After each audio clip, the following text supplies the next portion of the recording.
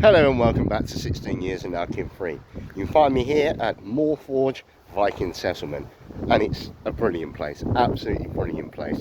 What a day it's been, what a couple of days it's been around this area. It's just so friendly and so brilliant. I absolutely love it. So let's just go for a tour around this place. Right, you've got the Moorforge Forge. David's been lovely and he's left everything open to me, which, I absolutely, and the tour he's given me around this place has been absolutely brilliant. Here we are in a little forge.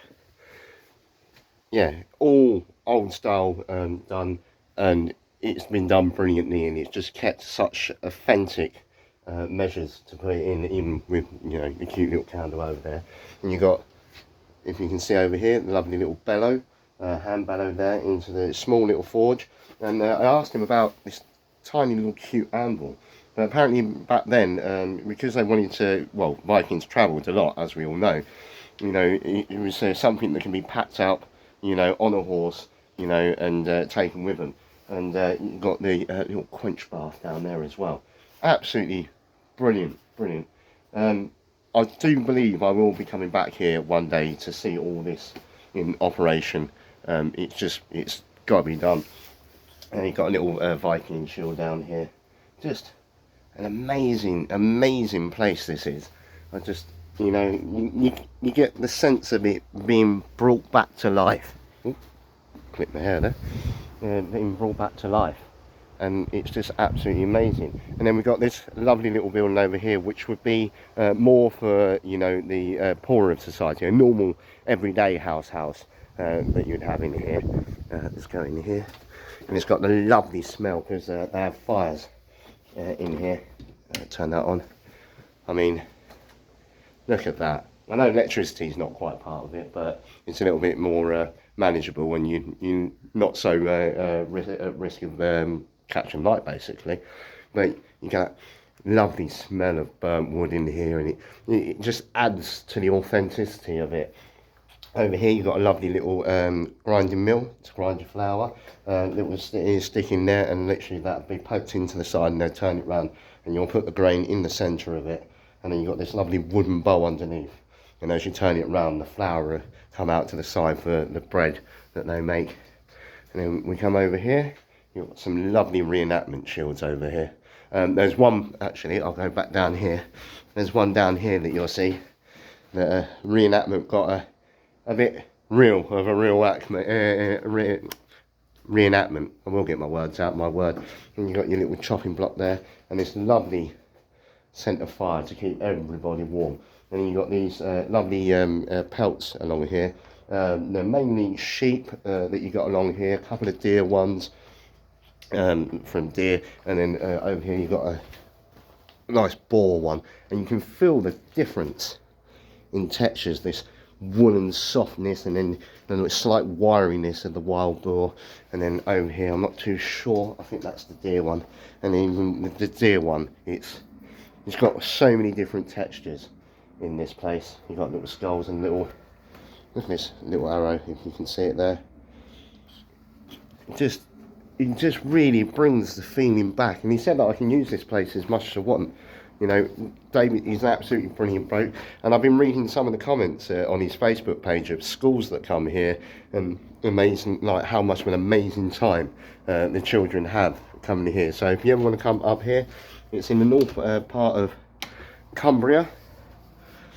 Yeah, come up here. It's just an absolutely amazing place, and it's still ongoing. All of this as well. Oh, you've got amazing sharpening stone there, and over here, oh, I'll show you this little thing.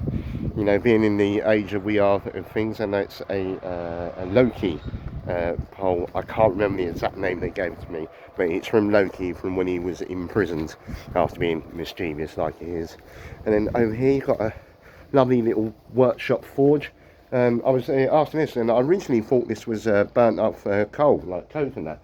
And it's actually, I can't remember the name he gave for this, but it's actually got iron in there, and it's quite heavy. And then you got your normal slag that you get, and with these lovely beads. Look at them, because the Vikings did love their beads. And you got an old style little furnace down here, with some burnt off charcoal there. And of course, you know, the wealthier you were, and you could pay somebody to just, you know, sit around making glass beads, and the more glass beads you had, the wealthier you were and the wealthier you looked. And it's still ongoing because it's going for a more of a high status style house as well. If we go in here, you can see the actual scale of this. And because you have more room, you can do more things. Oh, and at the end of every month, over in the other building for the moment, they have like folk songs and things like that, which, you know, I'm tempted to come back and come and see that. And I mean, look at the scale of this place. Just absolutely brilliant. And you'd have you know, the tables down the centre, and then over here you have like the bedroom and that. And then over there is going to do a early Christian style church, because when the Vikings come over here, it was like sort of coming to the end of paganism and then into the Christian era of it all. And then we've got the Viking toilet, which he's told me not to use because he didn't want to empty it, but it's a cute little toilet, you know, like a compostable toilet with a little bucket down there.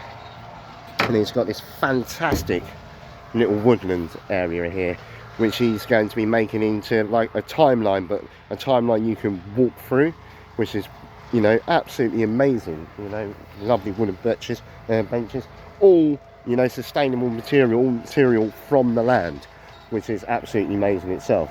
I think they're chipping down the bush lines over there, and as you coming through here, lovely little bit of woodland here. I think, I'm not too sure what the plants are, but it's just, yeah, with the barrett section, that noise going on, which wasn't going on earlier, it's just an absolutely amazing place this is. And over here you've got Thor and his mum, I can't remember the name, I'm terrible with names, but you can surely look it up, on these wooden carvings on stones as well. And then he said there's a church around here where he's copied that stone round.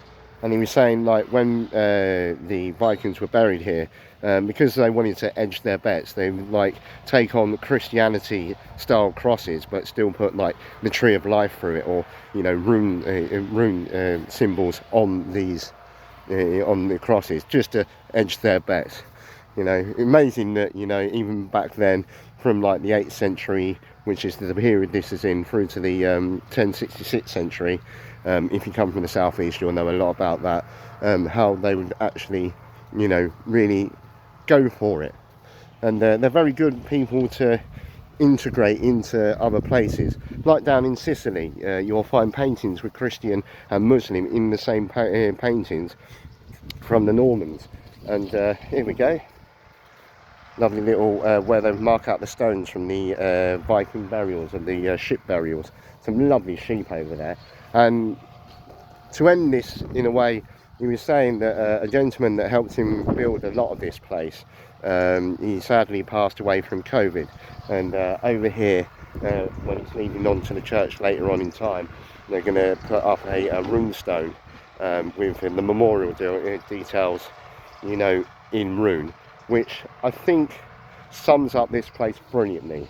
The reason that he's built this place and he's done all this work is so we don't forget our past, you know. And that's just so brilliant that the gentleman will be remembered in the way that he wants to be remembered, and places like this will bring the children of the future into knowing about the past. And that's just a beautiful thing. I absolutely love places like this to make us, you know, keep us remembering what it's about, what our past is about. And on that note, take it easy, keep adventuring, and love you, bye.